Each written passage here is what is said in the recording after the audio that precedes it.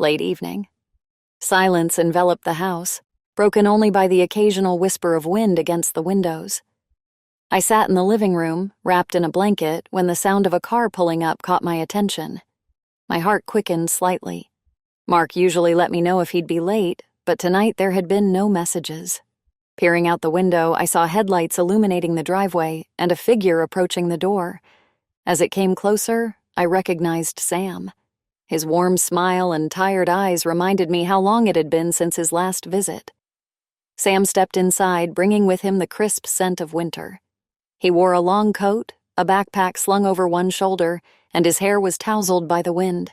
His movements were tired, yet he carried himself with his usual confidence. I reheated dinner and placed a plate in front of him. He sat at the table without saying much. The silence between us wasn't awkward, but oddly soothing. I watched as he ate, occasionally leaning back in his chair and rubbing his temples. He had changed. Sam had always been a little brash, but now there was a detachment in his eyes, something distant. Later, as I lay in bed, the feeling lingered. I tried to make sense of the strange emotions that had surfaced that evening. His sudden arrival had brought life back into the house, filling it with an energy I hadn't felt in a long time. But along with it came an unease, like an imperceptible ripple in still water. The morning started unexpectedly calm. The house was filled with soft winter light streaming through the curtains. I walked into the kitchen to make coffee, but instead of silence, I heard the faint sound of tools clinking. Sam was busy in the hallway, fixing the wobbly cabinet door that had been bothering us for months. He looked up and smiled slightly when he saw me. "Thought I'd take care of it while I had some time," he said, setting down the screwdriver. I nodded, hiding my surprise. Mark had promised to fix it ages ago, but it had become one of those things perpetually postponed. Sam, on the other hand, handled it quietly, as if it was second nature to him. Later, we decorated the living room together. I brought out the box of ornaments and string lights. Sam carefully untangled the glowing strands, listening as I told him about our family traditions. He hardly interrupted, but I felt like he absorbed every word. "You always make things look so nice," he said, adjusting one of the garlands. His words were simple, yet they warmed me unexpectedly.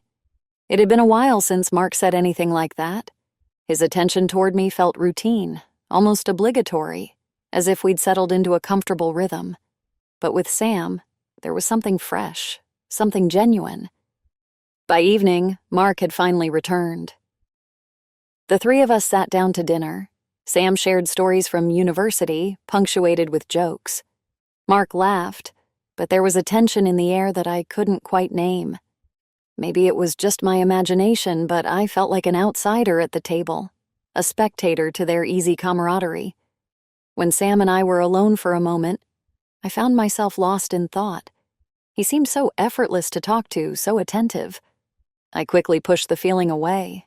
He was just Mark's nephew, and I was probably just missing something in my relationship with Mark that had long since faded. The morning was cold and gray. I hurried downstairs to pour myself a cup of coffee, then headed toward the bathroom. My mind was preoccupied with a list of small tasks for the day, and without thinking, I opened the door. Sam was standing there. He wore only a towel wrapped around his hips, water droplets trailing down his shoulders. His skin was flushed from the hot shower. For a second, we both froze. "Sorry," I mumbled, quickly averting my eyes and shutting the door before I could process what had just happened. Back in my bedroom, I stood in front of the mirror, feeling my cheeks burn. It had been an awkward moment, but it lingered in my mind longer than it should have. Sam had looked embarrassed but composed, as if it didn't matter to him at all. The day passed in its usual routine. I spent most of it tidying up and preparing dinner. Sam offered to help, and I didn't refuse. While I was chopping vegetables, he placed a pot of water on the stove. His hand brushed against mine as he handed me the knife. "Oh, sorry," he said with a small smile. I nodded, trying to appear casual, but something inside me shifted. It was such a small thing, a fleeting touch, yet it felt loaded with meaning I couldn't explain. That evening, alone in my room, I stood in front of the mirror. My reflection felt unfamiliar. I looked at my hair, my face, my figure. It was all the same as ever, yet I realized I hadn't felt desirable in a long time. This day, in its subtle way, had awakened something dormant within me. I decided that tonight I would bring some of the passion back into my relationship with Mark. He'd promised to come home early, and I wanted to make this evening special. In the back of my closet, I found the Snow Queen costume, a short dress with white fur trim that I had bought as a joke but never worn. Sam had mentioned earlier that he would be out with friends until evening. With the house entirely to myself, I began to prepare. Pulling the dress out, I stood in front of the mirror.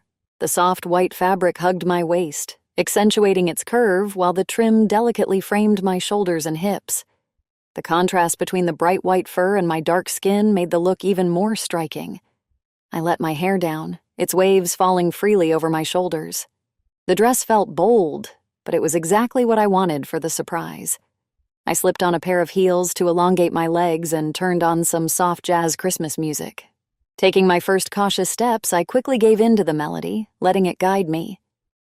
The smooth saxophone notes filled the living room as I began to move with the rhythm.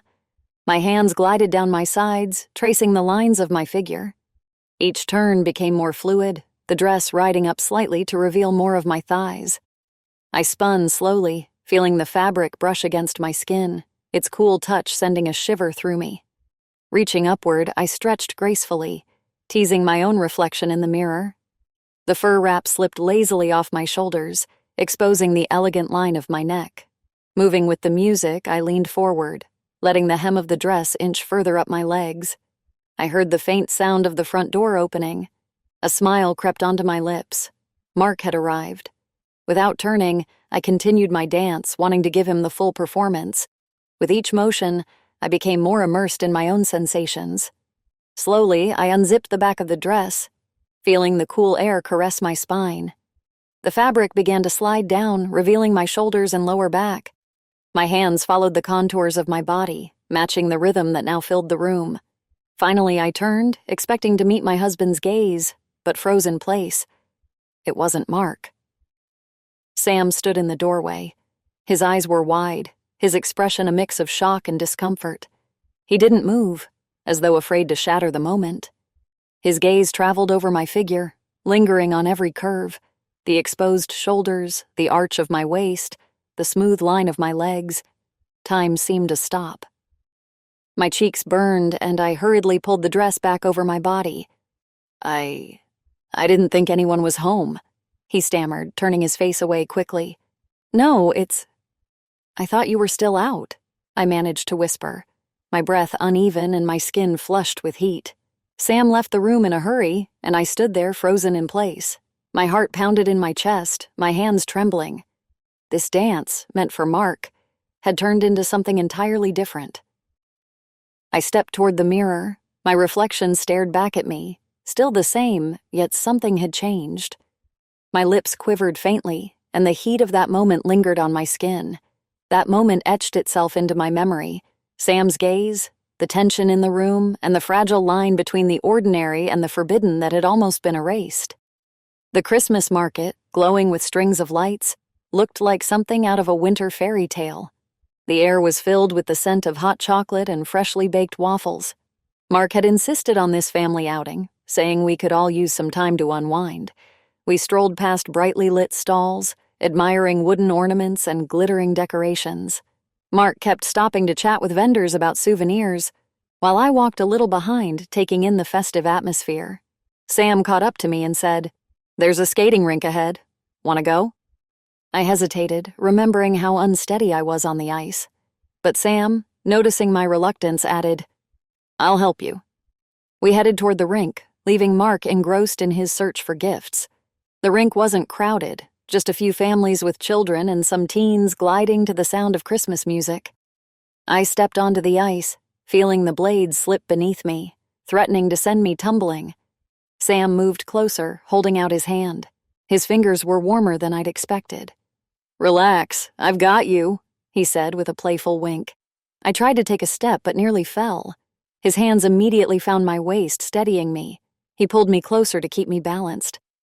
"I told you I wouldn't let go," he said quietly. His voice was calm, but his hands were firm and reassuring. For a few seconds I stood there, feeling the warmth of his body and his breath close to my face. It lasted only a moment, but it felt far too personal. After the rink, we headed to a small park nearby. The paths were blanketed in snow, muffling our steps. Mark stayed behind to buy hot chocolate, leaving Sam and me to walk ahead. The silence of the forest, the crunch of snow underfoot, it all created an atmosphere that felt almost too intimate. Sam walked beside me, but his presence felt sharper than it should. At one point, he turned to me. "It's so quiet here, like the whole world has stopped," he said softly. I nodded, unsure of how to respond. There was something warm and attentive in his gaze. For a few seconds, we simply stood facing each other, and I felt something invisible yet undeniable pass between us. Mark's voice broke the moment. "Hot chocolate's ready." I flinched as if waking from a dream. We quickly made our way back to him, but something had shifted. Later that night, lying in bed, I couldn't stop thinking about what had happened. His touch on the rink, our quiet moment in the park, none of it felt ordinary. I began to realize my feelings for Sam were crossing a line I couldn't ignore. The house was cloaked in silence, broken only by the faint hum of the heating system. Mark was running late again, and I tried to keep myself busy with household chores. The freshly laundered clothes rested in a neat stack in my arms as I headed toward Sam's room. I knocked, but there was no response. Assuming he wasn't home, I gently pushed the door open, intending to leave the clothes on a chair. But what I saw stopped me in my tracks. Sam was sitting on the bed, staring intently at his phone screen. His face was tense, his fingers trembling slightly. I hadn't meant to look, but the image on his screen caught my eye. It was a photo of me. Not just any photo, this was from that night. The Snow Queen costume, the short dress, my dance. The memory flooded back. Every movement, every note of music. His gaze that had lingered far too long. Sam looked up and saw me standing there. His face flushed red, but instead of scrambling to hide his phone or pretend nothing had happened, he calmly set it down beside him. His movements were slow, deliberate, as though he were trying to preserve some fragile equilibrium. My heart pounded in my chest, my thoughts a chaotic swirl. I wanted to look away, but I couldn't. The air in the room felt thick, almost suffocating. The heavy silence that followed spoke louder than any words could. His eyes held a mix of guilt and something else. Sincerity, embarrassment, desire. My mind screamed at me to leave, but instead I stepped further inside, the stack of clothes in my arms suddenly feeling heavier. Memories of that dance played in my head. I'd thought I was dancing for Mark, but now I realized that part of me had wanted to keep dancing, for Sam. He moved cautiously, as though afraid to startle me. He stepped closer, and I noticed his hands trembling slightly before they gently rested on my waist. His touch was hesitant, yet it carried no force. I could have stopped him. I could have stepped back, left the room, dropped the clothes, and erased this moment. But instead I stood still, feeling the warmth of his palms seep through the thin fabric of my sweater. Emotions surged through me like a tidal wave. Fear and guilt mixed with a longing I could no longer deny. His closeness sharpened every feeling, every thought. In that moment, I knew the boundaries I had carefully constructed were beginning to crumble. The next day, the atmosphere in the house had shifted. Sam was clearly avoiding me. He ate breakfast quickly and left for a walk without even glancing in my direction. His absence felt deliberate, as though he were trying to erase what had happened from memory. I, too, felt restless. The memory of his touch, the warmth of his hands was too vivid. All day, I found myself unable to focus, my thoughts returning to that moment over and over again. By evening, when Sam returned, I realized I couldn't stay silent any longer. The situation needed to be resolved, or it would create an unbridgeable distance between us. I walked to his room, my heart beating faster with each step. Knocking softly, I waited for a response, but none came. Taking a deep breath, I opened the door. He was sitting on the edge of the bed, his head bowed, as if weighed down by his thoughts. When he noticed me, his eyes widened slightly, but he said nothing. "We need to talk," I said, trying to sound confident even though I felt anything but. Sam lowered his gaze again as if trying to avoid meeting my eyes. "Why do you feel this way about me?" I asked, stepping closer. He exhaled, like he had been holding his breath for too long. "I don't know," he finally said. "It just happened." His voice was quiet, but there was an honesty in it that made me sit down beside him. I could feel the tension between us building again, the same as it had the night before. "After you held me, I started thinking about it too," I admitted, the words escaping before I could stop them. Sam's eyes met mine, surprise flickering in them. For a few seconds we sat in silence, the air between us thick with unspoken emotions. I couldn't deny my feelings any longer. Words seemed meaningless as I carefully moved onto his lap. His hands gently rested on my waist, hesitant, as if afraid to overstep. I felt the warmth of his body, his breath brushing against my skin. The closeness was dangerous, yet it felt both frightening and magnetic. We looked into each other's eyes, our faces too close for it to be accidental. I saw everything in his gaze: doubt, longing, fear. But neither of us moved beyond that. The moment was charged with tension and emotional turmoil, but it remained only a glance and a touch. His hands rested gently on my waist as I sat on his lap, unable to move. The position felt both entirely wrong and disturbingly natural. I could feel his warmth through the thin fabric of his jeans, his breath quickening in time with mine. His eyes, filled with contradictions, traveled across my face, lingering on my lips. I couldn't look away. The silence between us was deafening, yet it spoke volumes. His hands slid slightly higher, wrapping around my back. The motion was slow, almost tentative, but I could sense his growing resolve. "This is wrong," I muttered, though my voice betrayed a trembling uncertainty. He didn't answer. Instead, his fingers traced soft, deliberate patterns on my back, dissolving the tension in my body and replacing it with something else.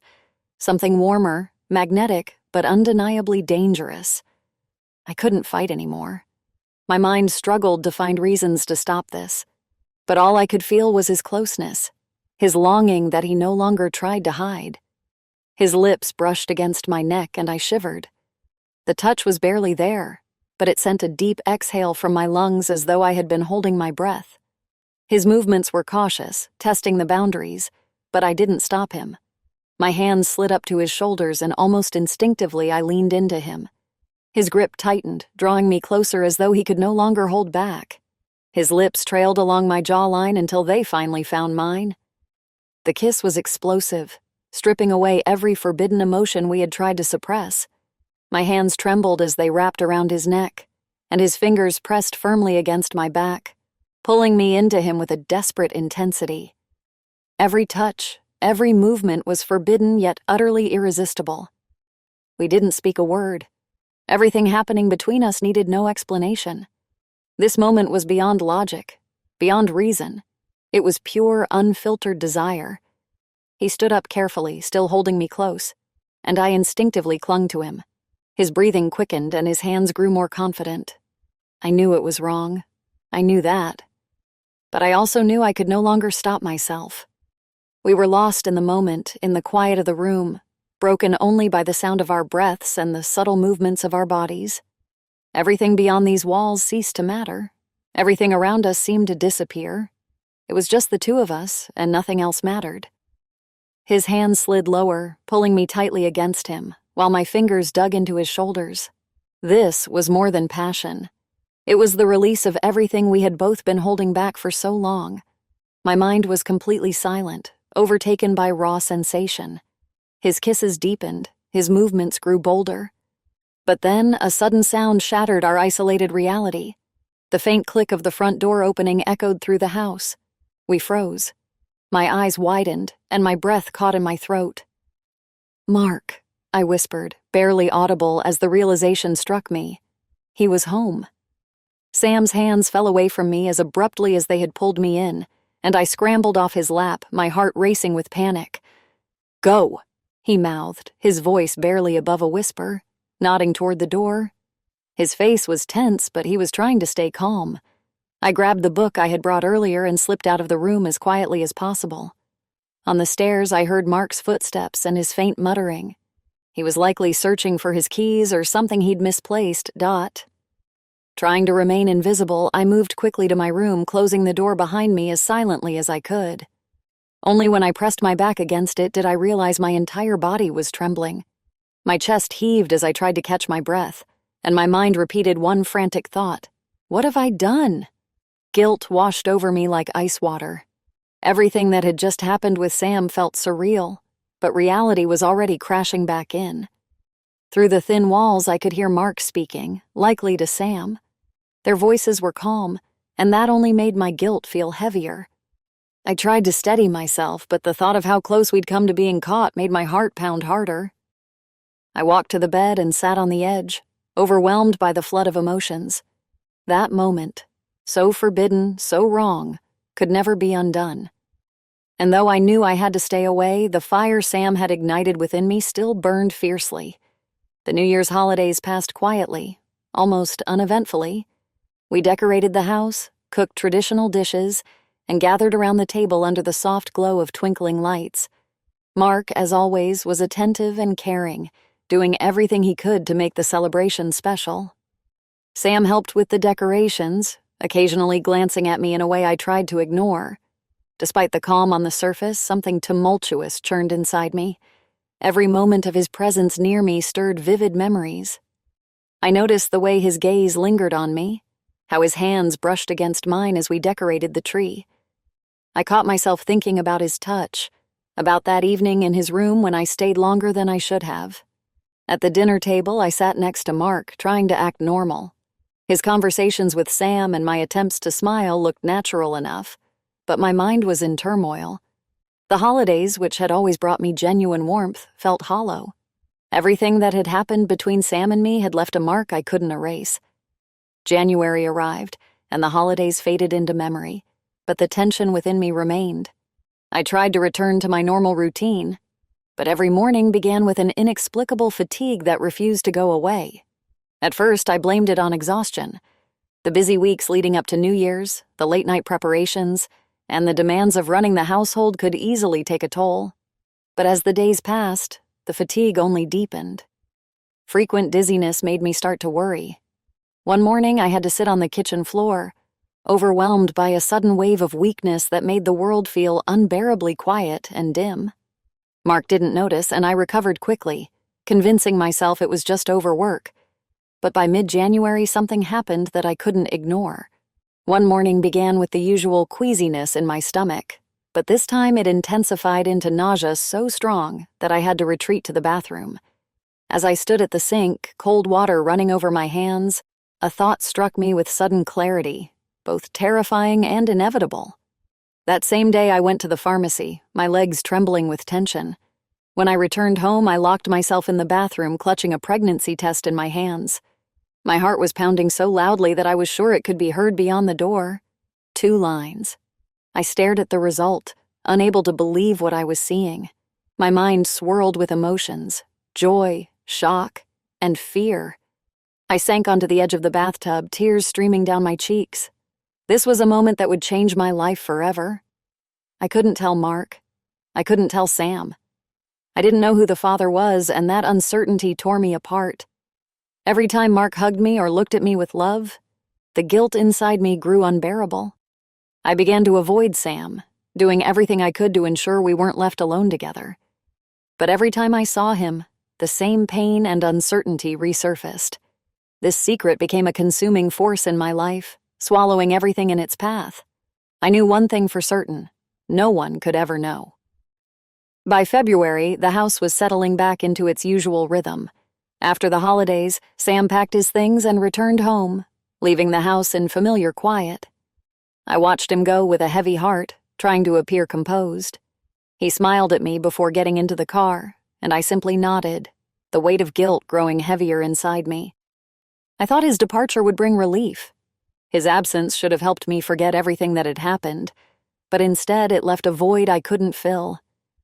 Each day passed under the crushing weight of my memories. I couldn't stop replaying the moments we had shared, or the line I had allowed myself to cross. The dance, the touches, the kisses, they played in my mind like an endless reel of film. A deep sense of guilt followed me everywhere. I tried convincing myself it was all a mistake, that I could forget and move on, but reality had its own reminders. The weakness, the nausea, the dizziness, all of it was now a part of my life. Mark began to notice that I was more tired than usual. He asked if I was okay, and I gave vague answers, trying to hide the truth. But it soon became clear that I couldn't keep the changes secret for much longer. One evening, as we sat in the kitchen over cups of tea, I finally summoned the courage to speak. "Mark, I'm pregnant," I said softly. His eyes widened in surprise, but then a warm smile spread across his face as he took my hand. "That's wonderful," he said, his voice full of joy. He didn't ask questions or show any doubt. He had no reason to suspect anything. His happiness was genuine, and that only deepened my guilt. Mark became even more attentive. He frequently reminded me to rest more and offered to take on some of the household chores. Sometimes he would watch me for a long time, as if trying to figure out what was going on with me. His care touched me, but every time he placed his hand on my stomach, I felt a pang of dread. I knew I had to make a decision. The secret of who the baby's father might be would have to stay with me forever. Sam could never know. His life was just beginning, and I couldn't ruin it with my actions. I decided to keep the baby and do everything I could to preserve my family. It was a difficult truth, but the only one I could accept. Whenever doubt began to creep in, I reminded myself that it was for Mark, for our family, for the future I had to protect. But I knew this burden would stay with me for the rest of my life. A few weeks passed, and life settled back into its usual rhythm. I tried to stay calm, as though everything was proceeding as normal. Each day began with the same routine: breakfast with Mark, tidying up the house, the occasional meeting with friends. It all looked as though nothing had changed. I reminded myself constantly that maintaining appearances was the most important thing. Any hint of doubt could destroy the fragile balance I had worked so hard to create. Mark seemed genuinely happy, convinced that we had been waiting for this moment for years. He had become more attentive and caring. Every morning before leaving for work, he kissed me on the cheek and reminded me to rest and not overexert myself. I began preparing for motherhood in earnest. I read articles, searched for books about pregnancy, and considered how we would set up the nursery. Mark often shared his ideas, smiling as he talked about what our child might be like. Each time he spoke with such enthusiasm, guilt tore at my heart, but I kept smiling, joining the conversation. Sam now visited less frequently. He seemed busy with his own life, stopping by only occasionally to check in. The first time he returned after leaving, I was nervous about how he would act, but everything felt surprisingly easy. When he walked through the door, his gaze lingered on me for just a moment before he smiled warmly. "How are you?" he asked, glancing briefly at my growing belly. "I'm good, thank you," I replied, trying to keep my composure. Sam seemed genuinely happy for Mark and me. He spoke about the pregnancy as though it were the most natural thing, as though that night in his room had never happened. His calm demeanor was both a relief and a source of pain. He congratulated us again, mentioning how glad he was to see us taking this step. His words felt sincere, but there was a subtle distance in them, a boundary he had carefully constructed. In the evenings, when I was alone, I often thought about how I could never truly go back to the way things were. This child, this secret, it was all a part of me now, and I couldn't imagine how I would live with it moving forward. I convinced myself that I was doing the right thing. Sam had his own life, and I had no right to interfere with it. Mark was happy, and I couldn't destroy his world either. But even as I told myself this was the only way, deep down, I knew that this choice would haunt me for the rest of my life. Life with Mark carried on as usual, but each day grew harder. He was attentive, caring, and eager to help around the house more, yet his gazes often lingered too long, as if he sensed I was hiding something. I knew his love for the child we were expecting was genuine. He spoke about the future with such enthusiasm that it broke my heart every time. Deep down, I understood that our relationship would never be the same. I tried to be the perfect wife, smiling, engaging in conversation, cooking his favorite meals, but there was an invisible wall between us that I couldn't tear down. Every time he spoke about the baby, his joy only deepened my guilt.